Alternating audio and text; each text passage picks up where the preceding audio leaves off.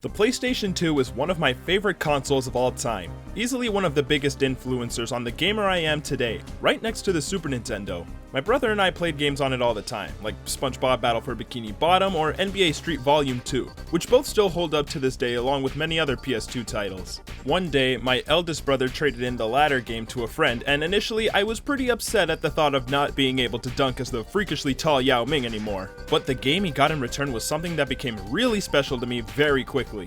This was Shinobi 2002. Now, I didn't know that Shinobi was an entire franchise that dated back to the late 80s, so this was my initial exposure to any of the Shinobi games. With the release of this title, Shinobi took its first leap into 3D and was very different from its previous installments. Released on November 10th, 2002, Shinobi was relatively well received and was known to be a pretty average game overall. But this game is so unique and fun to me that I feel like I have to talk about what makes it so special. Today, I want to take a look back at this game and share with you guys why I love it so much. So let's take a look at the PlayStation 2 classic, Shinobi.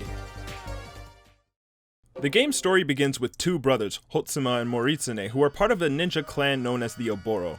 The two must fight to the death to determine a new leader and the new wielder of the sword known as Akujiki. Hotsuma is victorious and is the protagonist you play as throughout the adventure. 4 years pass, and a sorcerer by the name of Hiroko shows up and begins to terrorize Tokyo with creatures called Hellspawn. He's also reanimated the corpses of dead members of the Oboro clan, who show up as regular enemies and some of the bosses as well. So now, Hotsuma must stop the spread of Hellspawn by killing Hiroko whilst cutting down his own kin and freeing them from his curse. I never gave it much thought when I was younger, but that is a dark and metal as hell plot right there. And that's about as far as I'll go into the plot because I want to keep this review relatively spoiler-free. It is a 17-year-old game, yeah, but for those of you who want to play it, I say you should experience it for yourself.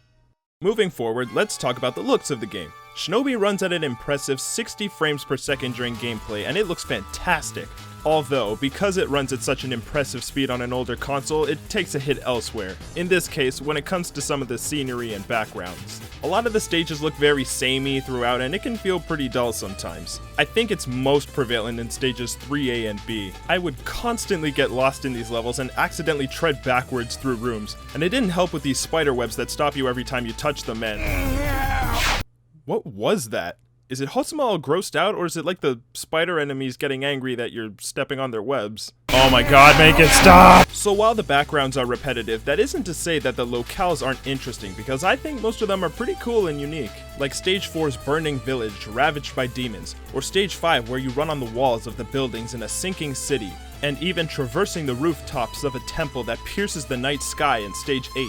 And what really gets me immersed in these cool places is the music that accompanies them. Shinobi brings in a mixture of traditional Japanese music that's revamped with techno and rock elements to create a sound that stands out from anything I've heard in video games before. I listen to this soundtrack a lot, and these songs are some of my favorite video game tracks of all time. My favorite in particular has to be Destroyed by Fire from Stage 4. It really displays what these different styles of music used in Shinobi can create when blended together. The shamisen plucks mixed in with the electric sounds really gets my blood pumping and makes Stage 4A and B the most enjoyable levels in the game for me. Shinobi's critical acclaim stems directly from its fast-paced action and combat. Playing Shinobi really makes you feel like a ninja. Oh god, I didn't mean to say it. But guys, it's true! It's true! Your standard run is pretty quick, but you can use a dash as well, which leaves behind an after image every time you use it. Come on, is that not freaking cool or what? Come on. You also have the ability to run on walls, where a lot of these Oboro tokens are hidden that can be used to unlock concept art and some other secrets later on. And before I can continue, can we please take a moment to admire this man's scarf? Just look at it! The beautiful red shade it has and the way it constantly trails behind you, even at regular speed. It is the signature piece to Hotsuma's getup. It's like Zero's hair from Mega Man X, you know?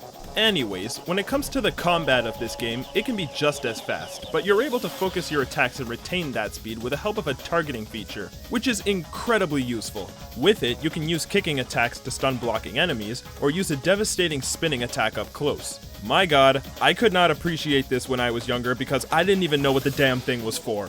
I would just kinda aimlessly swing my sword while trying to work with the inverted camera feature alone, and that is not the way to play this game.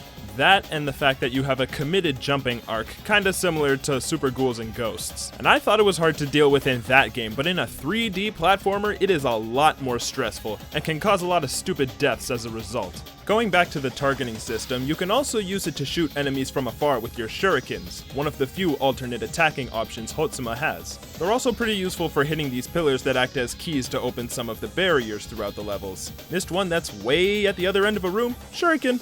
You can also use a full clip of shurikens by double jumping before throwing one and using a wide-scale shuriken stun attack. His other means of offense consist of ninjutsu arts that you can collect as scrolls throughout each of the stages. You can hold up to 3 of these scrolls, which allow you to use one of 3 special abilities. There's the Ka-en, a large-scale combustion attack that does a great deal of damage, Kamaitachi, which lets you throw out shockwaves from your sword, and Raijin, which gives you temporary invincibility as well as a speed boost. I remember using the fire attack a lot because it would always get me out of a tight situation, but nowadays I try to hold on to them because if you don't use them, you can get more points at the end of a stage. Who gives a shit about points? This guy thinks he's Billy Mitchell! When you finish a stage, you're given a score and rank based on a number of factors, like how many enemies you killed, how many scrolls you still have, and if you took a hit during the stage. That last one is really hard to live up to considering how tough this game can get. You'll get an overall rank at the end of a stage ranging from C to S, and I could never get an S rank before, but during my footage capturing, I actually managed to get some new records. Feels good, man. And that brings me to this game's difficulty. To put it bluntly, Shinobi is absolutely unforgiving. Its difficulty is similar to that of an old arcade game, where death is the worst thing that can happen to you because it means you're starting from the beginning of the level. The only difference here is that instead of eating your quarters, it eats away at your fucking soul. Literally! The first couple of stages are pretty simple and allow you to test out all of your regular abilities that I mentioned before. What happens after that in stage 2 changes everything. The sword Akujiki becomes awakened and must feed on the souls of its foes, or else it will actually begin to eat your soul and can potentially kill you. This brings in the slash meter, which is a constantly depleting gauge that basically tells you how hungry Akujiki is. Feed me! What? As a kid, I always tried to skip huge hordes of enemies I didn't want to fight, and this bit me in the ass constantly because I would just get killed by the sword instead. You're not allowed to run away in this game, it's kill or be killed. Now, I'm not saying this mechanic is a bad thing. This is what makes Shinobi stand out after all. But going back to how the levels look very samey, especially in stage 3, I would get lost after killing all the enemies in an area, and without any enemies to kill and running around in circles, I would just die as my soul was slowly drained from my body. But all isn't completely hopeless, because once the sword awakens, you are granted with one final ability, and probably the best part of the combat in Shinobi. This is the combo system known as Tate. Tate is basically chaining as many defeated enemies as you can before the timer runs out to get big combos. You can tell how many enemies there are in your immediate area at one time, which is indicated by the counter on screen. These enemies can be potentially chained into a Tate. The more enemies you chain, the more powerful Akujiki becomes, indicated by its color changing from cool to warmer colors. Enemies that normally take a couple hits to kill will start going down from a single slash. And if you kill more than 4, you get to see a short in-game cutscene where Hotsuma flips his blade and all the enemies split into pieces all at once. Easily the most satisfying thing in this game. An anime-style cutting down of the bad guys that you expertly dashed and slashed your way around at a speed so fast they haven't even realized their own deaths. お前はもう死んでいる。何? And it gets even cooler the more enemies you kill, and if you manage to get 10 at once, you get a little special effect and a tune that plays with the cutscene. Sometimes, however, the game's camera just doesn't work in your favor, and you end up with some real janky angles. Most of the time though, it's pretty cool. And the best part about Tate is that it can be used against the bosses as well. In these fights, regular enemies will spawn and you can kill them to get a chain going and go straight for an attack on the boss to do massive damage as a result. Attack its weak point for massive damage. It can be super rewarding too, because with a big enough chain, almost all bosses can be killed in a single attack. They can still be difficult to take down, however. They won't let you get a hit in so easily. I can't tell you how many times I've had a full red glowing sword ready to kill, only to be blocked or dodged and have the timer run out on me. The bosses themselves consist of Hotsuma's fallen Oboro allies and masters, who I wish we got a little more information on, because they all have really cool designs, and the tension in the cutscenes before each fight makes me wonder what Hotsuma's relationship to each of these people was. And the theme that plays in these fights is just a jam and a half, right next to Stage 4's theme. You also fight the 4 Hellspawn Lords that Hiroko has summoned to stop you from reaching his Golden Palace. They're an interesting cast of characters as well, being monsters straight from the underworld, and are a bit tougher to beat than the Oboro clansmen. I will feast upon your innards. Say that again. I couldn't hear you over the sound of me shitting myself. So, after going through all the levels, cutting down demons, and unraveling more of the game's plot, all that's left is to scale the Golden Palace and face Hiruko at the top. So, the final fight with Hiruko is absolute nonsense. The game is already hard enough as it is, but there is so much wrong with this fight that it's just unfair. First of all, you have to sit through a minute of not being able to do any damage to him in some opening scene fashion every time you fight him. This cannot be skipped. When it comes to actually trying to land a hit on him, like at the end of a tape chain, it's like trying to thread a needle with your fucking teeth. You can't hit him head on because he will always block your attack, so I usually have to wait until he's in the air where he can't block. But the timing has to be perfect. God forbid he starts using an attack while you have a glowing sword ready, because he takes just enough time to attack for the timer to run out on you. And that is, if you're even able to get a chain big enough to finish him off. The talisman enemies that show up during this fight can blow themselves up on contact, meaning they can shorten their numbers, making for a weaker chained attack on the boss, or blasting you away and eating up your precious combo time. And Jesus Christ, where are their hitboxes? I can't tell you how many times I've broken a chain just because I couldn't precisely hit one of these stupid fucking pieces of paper. The final fight is easily the worst part of this game, which is unfortunate because it is so solid up until this point. I knew this was coming, but I thought I was good enough at Shinobi for it to not be a problem anymore. But it took me over an hour just to beat him when recording this video. I'm not kidding, there's an entire video file dedicated to this fight alone. You do not understand the forces with which you are dealing.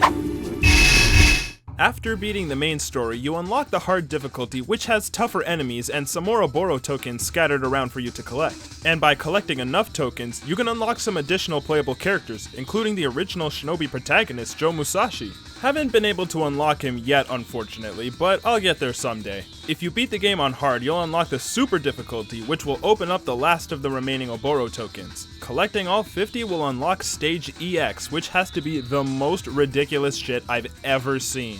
This guy playing seems to have no problem with it, though, and I mean, props to him for S-ranking the entire game. Maybe one of these days I'll unlock it for myself, but I'm pretty content with what I can do with this game already. And that is Shinobi for the PS2, a unique and challenging platformer hack-and-slash game that's got plenty of style that makes it stand out on its own. At times, it'll make you want to tear your hair out, but it's so rewarding getting past the challenging stages and bosses that you'll face. It's a PlayStation 2 classic without a doubt, and if you're the type of gamer who likes a challenge and has a love for the PS2 like I do, I highly recommend you check this game out. I've been playing it ever since I got my hands on it, and it's become an annual tradition for me to pop this one in and give it another playthrough. There is a sequel to this game that I haven't finished yet, so maybe I'll hop back into that one since I'm in the Shinobi mood, but I'll save it for another day. And with that, I want to thank you guys for watching this video and hope you stick around to see more from me in the future. Alright guys, peace.